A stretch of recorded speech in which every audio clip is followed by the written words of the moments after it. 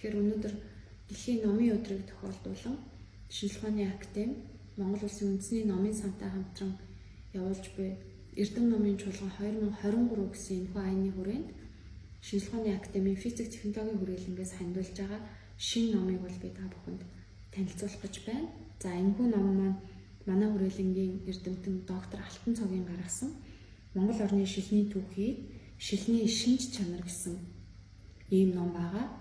За энэхүү ном маань бол нийтдээ 4 бүлгээс бүрдсэн ийм ном байгаа. За эхний бүлэгт нь бол шилний тухай ерөнхий ойлголтууд, шилэн бүтээгдэхүүнүүдийн шин чанар, ерөнхий хөгжтгөнүүдийг бол багтаасан. За хоёрдугаар бүлэгт нь бол Монгол орны түүхий эдийг ашиглаад шилэн бүтээгдэхүүн боловсруулах технологи, за тэдгээрийн судалгааны гол үр дүнгуудыг багтаасан.